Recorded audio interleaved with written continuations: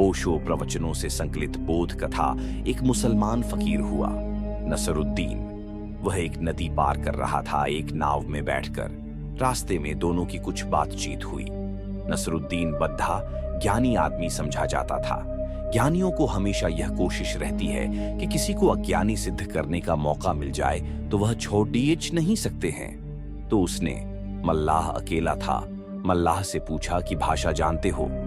उस मल्लाह ने कहा, भाषा बस जितना बोलता हूं उतना ही जानता हूं, पढ़ना लिखना मुझे कुछ पता नहीं है। नसरुद्दीन ने कहा, तेरा 4 आना जीवन बेकार हो गया, क्योंकि जो पढ़ना नहीं जानता उसकी जिंदगी में क्या उसे ज्ञान मिल सकता है? बिना पढ़े पागल, कहीं ज्ञान मिला है? लेकिन मल्लाह चुपचाप हंसने लगा। फिर आगे थोड़े चले और नसरुद्दीन ने पूछा कि तुझे गणित आता है? उस मल्लाह ने कहा, नहीं, गणित मुझे बिल्कुल नहीं आता है। ऐसे ही 2 और 2 4 जोड़ लेता हूं, यह बात दूसरी है। नसरुद्दीन ने कहा, तेरा 4 आना जीवन और बेकार चला गया, क्योंकि जिसे गणित ही नहीं आता, जिसे जोड़ ही नहीं आता है, वह जिंदगी में क्या जोड़ सकेगा, क्या जोड़ पाएगा? अरे जोड़ना तो जानना चाहिए, तो कुछ जोड़ भी सकता था। तू जोड़ेगा क्या? तेरा 8 आना जीवन बेकार हो गया। फिर जोर का तूफान आया और आंधी आई और नाव उलटने के करीब हो गई। उस मल्लाह ने पूछा, आपको तैरना आता है? नसरुद्दीन ने कहा, मुझे तैरना नहीं आता।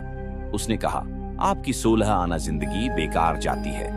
मैं तो चला, न मुझे गणित आता है और न मुझे भाषा आती है, लेकिन मुझे तैरना आता है, तो मैं तो जाता हूं और आपकी 16 आना जिंदगी बेकार हुई जाती है। जिंदगी में कुछ जीवंत सत्य हैं जो स्वयं ही जाने जाते हैं, जो किताबों से नहीं जाने जा सकते हैं, जो शास्त्रों से नहीं जाने जा सकते हैं। आत्मा का सत्य या परमात्मा का स्वयं ही जाना जा सकता है और कोई जानने का उपाय नहीं है। लेकिन शास्त्रों में सब बातें लिखी हैं, उनको हम पीआरएच लेते हैं, उनको हम समझ लेते हैं, वे हमें कंठस्थ हो जाती हैं, वे हमें याद हो जाती हैं।